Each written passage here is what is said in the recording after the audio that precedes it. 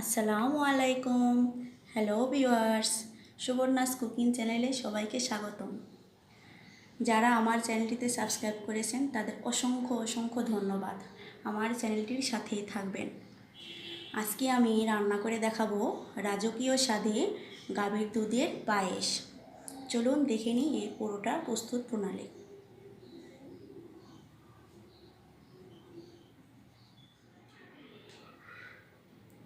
পায়েস রান্না করার জন্য আমি এখানে নিয়ে নিয়েছি 2 লিটার গাভীর দুধ।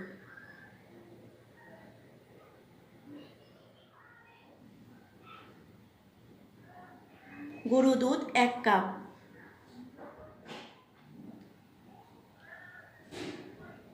চিনি 250 গ্রাম, পোলাওর চাউল 2 মুঠো, কিচমিচ পরিমাণ মতো, কাজুবাদাম পরিমাণ মতো, লবণ স্বাদ মতো, 2টো তেজপাতা, 3টে ছোটো এলাচি। আমি চুলোতে একটা পাতিল বসিয়ে দিয়েছি। এখন এখানে দিয়ে দেব গাভীর দুধ।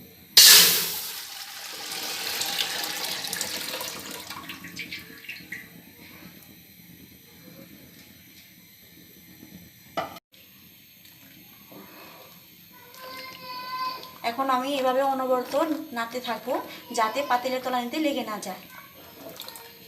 বলক ওঠা পর্যন্ত অপেক্ষা করব।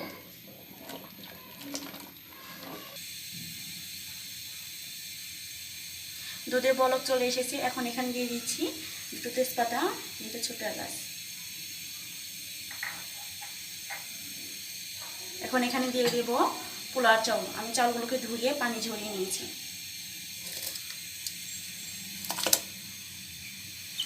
খুব সাবধানে দিবেন।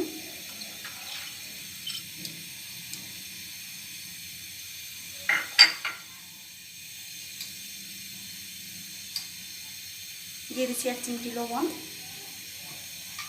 এখন ভালোভাবে নেড়ে ছেড়ে দেব। এই পর্যায়ে আমি এখন চুলার আঁচটা রাখবো মিডিয়াম। পায়েস রান্না করার সময় খুব ধৈর্য সহকারে পায়েস রান্না করতে হবে, তাহলে পায়েসটা মজা হবে।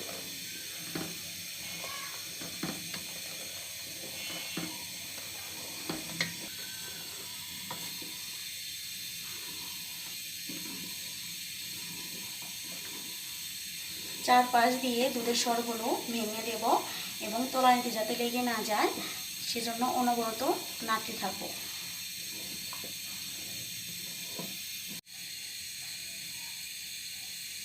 দেখুন কি সুন্দর সর উঠেছে। এখন আমি সরগুলো ভেঙে দেব।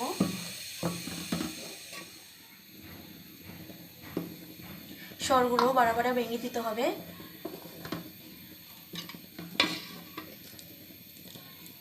চালগুলো যখন ফুটে যাবে সেই পর্যায়ে চিনিগুলো দিয়ে দিতে হবে। এখন আমি এখানে দিতেছি চিনি।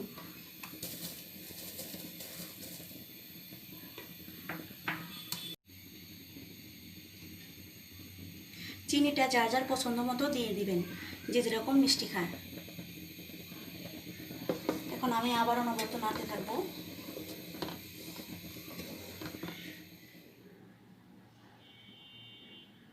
পায়েসটা গাঢ় করার জন্য এবং পায়েসের টেস্টটা আরও দ্বিগুণ করার জন্য আমি এখানে গরু দুধ আর দিয়ে দিচ্ছি কুসুম গরম পানি। এখন ভালোভাবে মিশিয়ে নেব।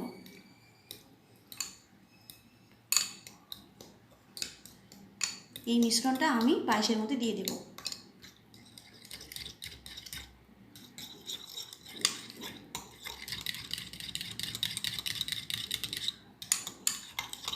ভালোভাবে মিশিয়ে নিতে হবে যাতে দানা দানা না থাকে।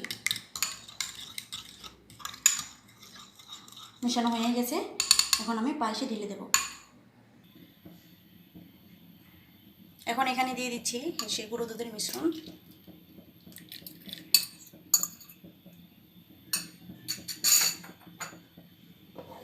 ভালোভাবে মিশিয়ে দেব।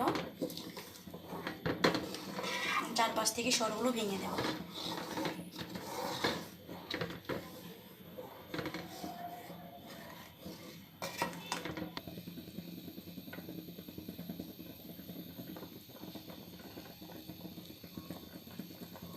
পায়েসটা প্রায় তৈরি হয়ে এসেছে। এখন আমি তেজপাতা আর ছোটো এলাচগুলো উঠিয়ে নেব।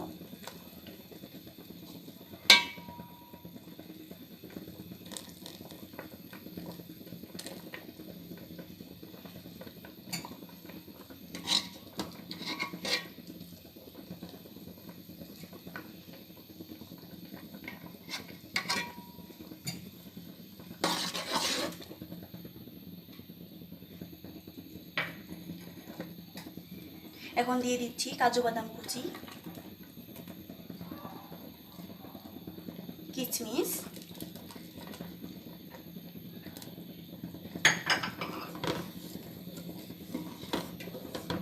দেখুন আমার পায়েসটার ঘনত্ব কত সুন্দর লাগছে, দেখে মনে হচ্ছে অনেকটা মজার। আমরা আরেকটু সময় পায়েসটা রান্না করে নেব।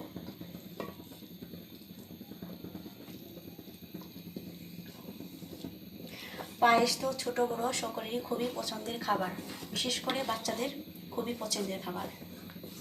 আমার পায়েসটা প্রায় তৈরি হয়ে গেছে।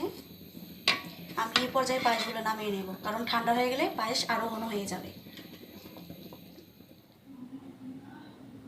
তৈরি হয়ে গেল ভীষণ মজাদার গাভীর দুধের পায়েস। দেখুন দেখতে কতটা লোভনীয় লাগতেছে, খেতেও ভীষণ মজার। আমার এই রেসিপিটি যদি আপনাদের ভালো লেগে থাকে, প্লিজ আমার চ্যানেলটিতে সাবস্ক্রাইব করবেন, লাইক দিবেন, শেয়ার করবেন এবং কমেন্ট করে জানাবেন। সবাই অনেক অনেক ভালো থাকবেন, সুস্থ থাকবেন এবং আমাদের জন্য দোয়া করবেন। আজকে এই পর্যন্তই। আল্লাহ হাফেজ।